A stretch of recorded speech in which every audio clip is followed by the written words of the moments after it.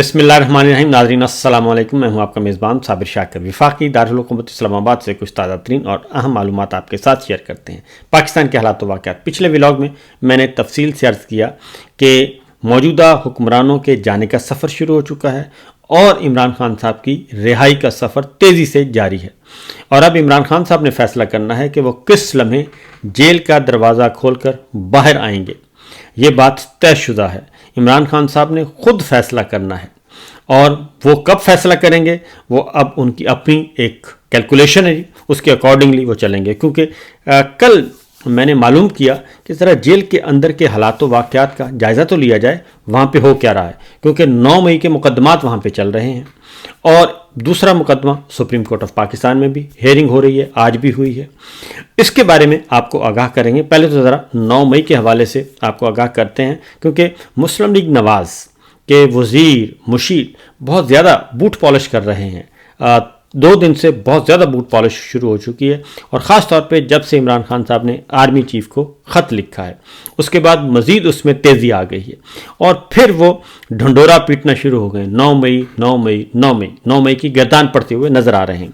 اس لیے اس کی وجہ کیا؟ اس کی وجہ میں ذرا آپ کو پہلے لیے چلتا ہوں سپریم کورٹ آف پاکستان.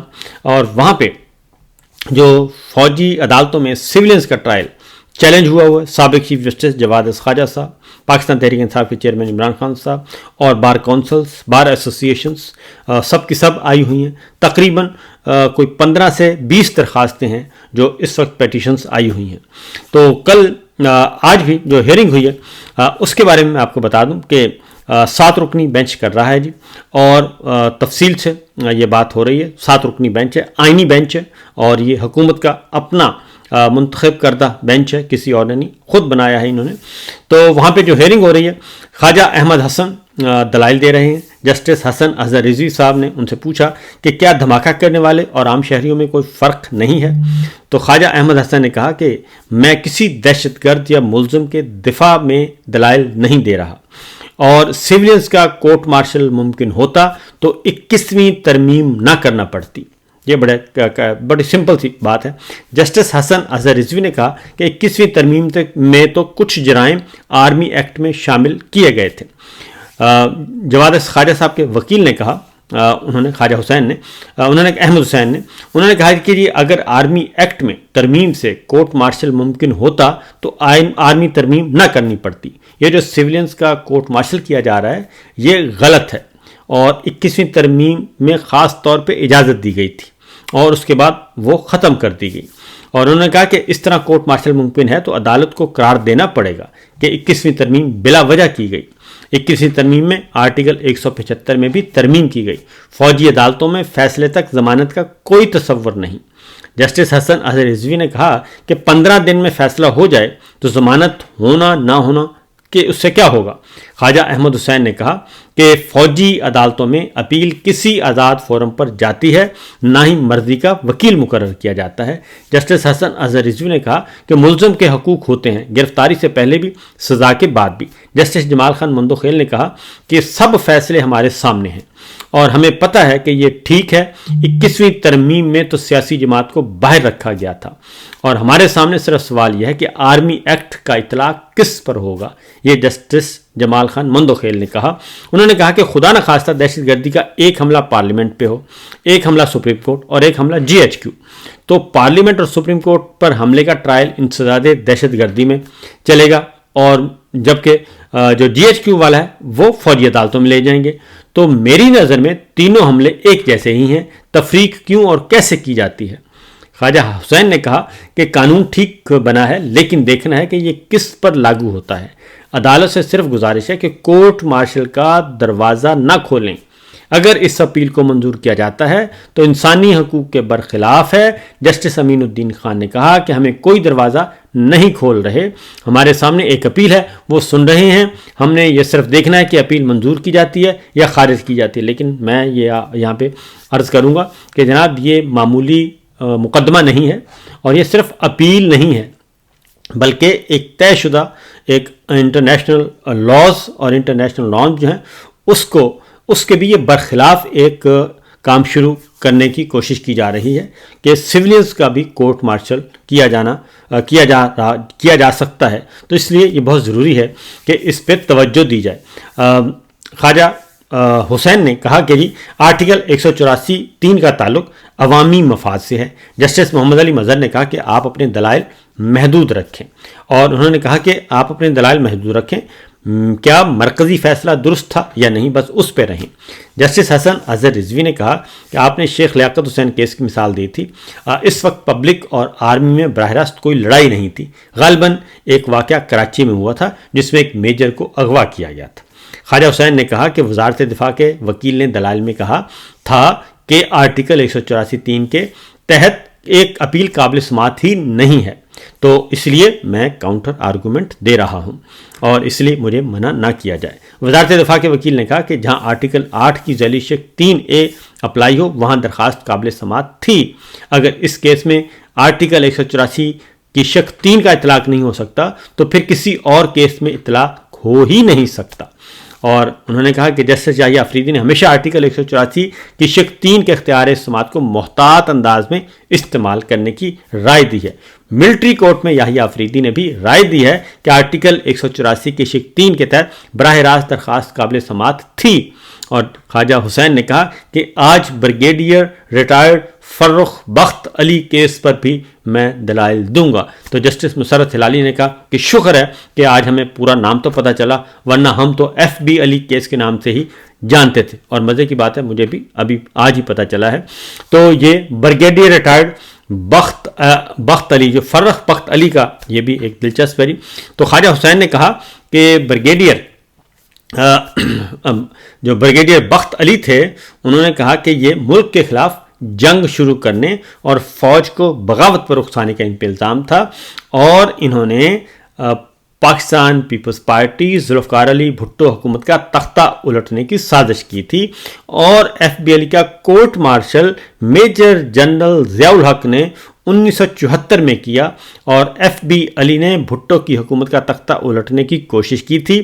اور بریگیڈیئر علی کے خلاف کورٹ مارشل ضیاء الحق صاحب نے سنا، اور ضیاء الحق کو پھر اسی خوشی میں ترقی دے کر ذوالفقار علی بھٹو صاحب نے 4 اسٹار جنرل بنا دیا. یعنی کہ 74 میں جنرل ضیاء الحق میجر جنرل تھے، اور 77 میں وہ 2 ترقیاں پا کر، یعنی کہ میجر جنرل سے لیفٹیننٹ جنرل اور لیفٹیننٹ جنرل سے 4 اسٹار جنرل بن کے وہ آرمی چیف بن چکے تھے. اور پھر خواجہ حسین نے کہا کہ انہوں نے آرمی چیف بننے کے بعد پھر انہوں نے بھٹو صاحب کا تختہ الٹا، اور اس کے بعد تاریخ ہمارے سامنے ہے، اور پھر ان کو پھانسی ہوئی، اور پھانسی دینے کے بعد اب سپریم کورٹ کہہ رہی ہے کہ وہ جوڈیشل مرڈر تھا. تو اس لیے انہوں نے آج اس سارے معاملے کو اوپن کر دیا، کھول دیا. یہ ایک بہت ہی تاریخی واقعہ ہے جی جو خواجہ حسین نے آج بتایا. اور اس لیے خواجہ حسین نے کہا جی کہ اس کے بعد اس کے علاوہ ایک اور بھی ڈیولپمنٹ ہوئی، اور وہ یہ تھی کہ خواجہ حسین صاحب نے کہا کہ جی ہمیں جرمانہ کیا گیا ہے، اس لیے وہ جرمانہ واپس لے لیں.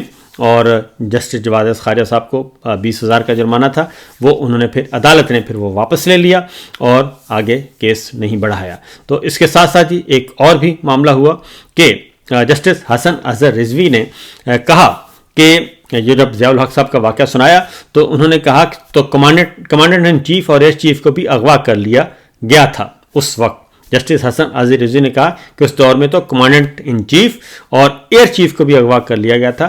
اغوا کار نے اپنی کتاب میں وجوہات بھی تحریر کی تھیں.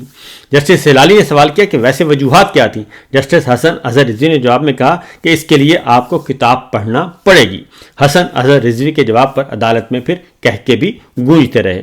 تو مسرت ہلالی نے استفسار کیا کہ 21ویں ترمیم کا کیا بنا تھا.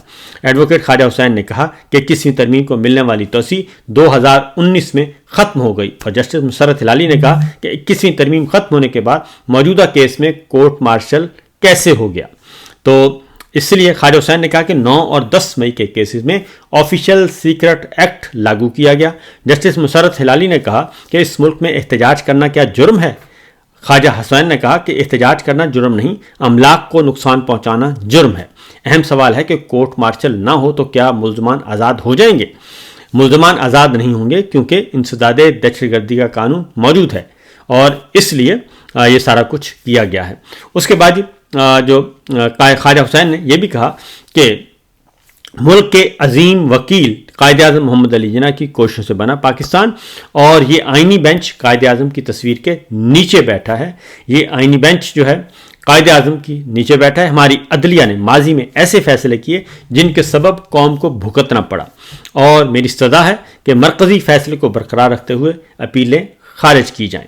और ख्वाजा हुसैन ने कहा कि उसके बाद जस्टिस मज़हर अली ने कहा कि चलें हम जुर्माना जो है वो डबल कर देते हैं। वो जुर्माना जो हुआ था जी ख्वाजा जवाद ख्वाजा साहब को, तो फिर वापस ले लिया गया, और जस्टिस उसके बाद फिर जी समाअत जो है वो कल तक मुलतवी कर दी गई है।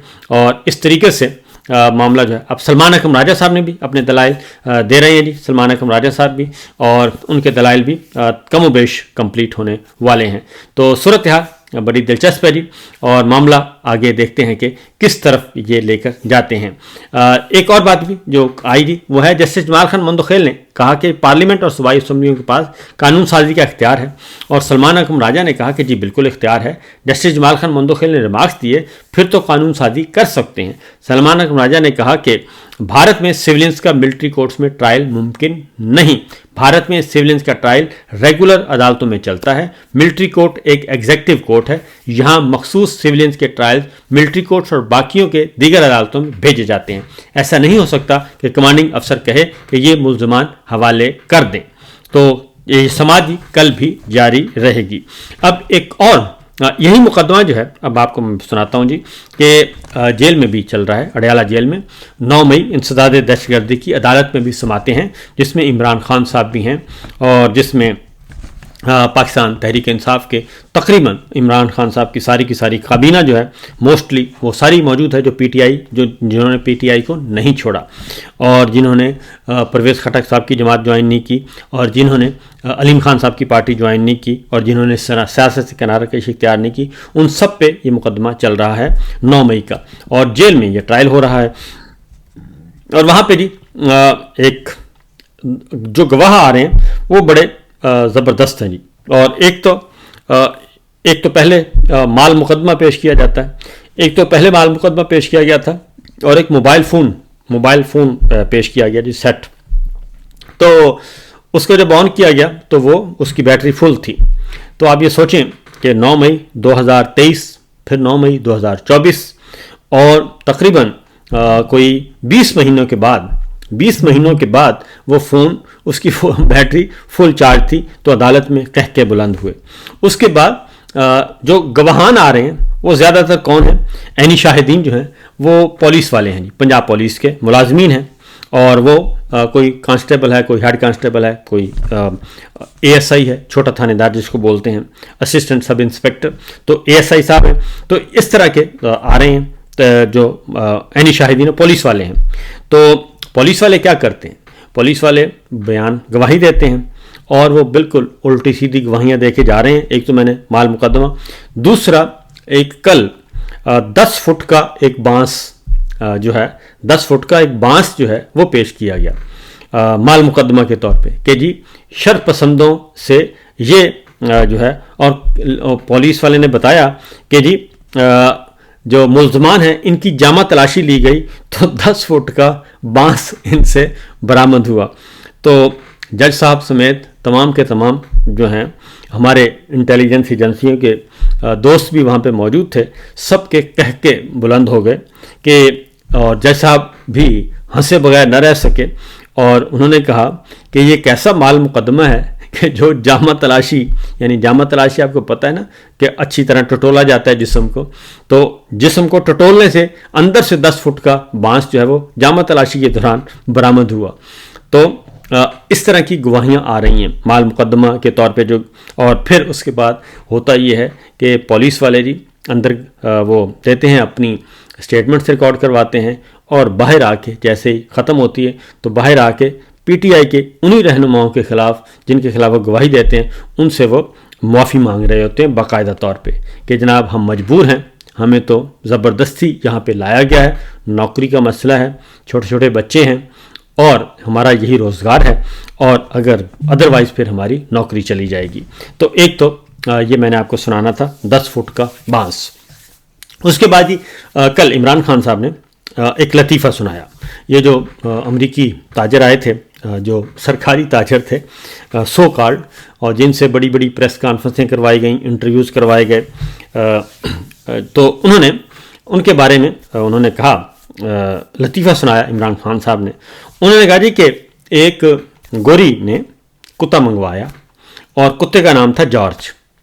تو کتے کا نام جارج تھا، وہ منگوا لیا گیا اور کتا پہنچ نہیں رہا تھا.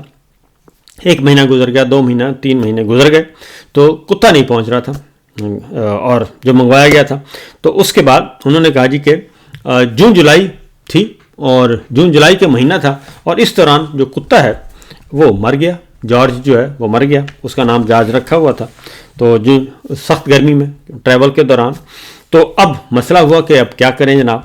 تو اس کا حل یہ نکالا گیا کہ ایک لوسی کتا جو ہے وہ لا کے ایک پکڑ کے لا کے انہوں نے کہا جی آ گیا ہے، اور اس کا نام رکھ دیا گیا جارج. تو اور اس خاتون کے حوالے کیا گیا. تو انہوں نے کہا کہ اسی طرح سے یہ جو تاجر آئے ہیں، سرکاری تاجر، اسی طرح کے تاجر تھے، اور ان کو جو نقل بھی مارنی نہیں آتی اور الٹا کام بھی صحیح نہیں کرنا آتا. جھوٹ بھی یہ صحیح نہیں بول سکتے، سچ تو بہت دور کی بات ہے. تو فی الوقت اتنا ہی، اس کے ساتھ اجازت دیجیے. اللہ حافظ.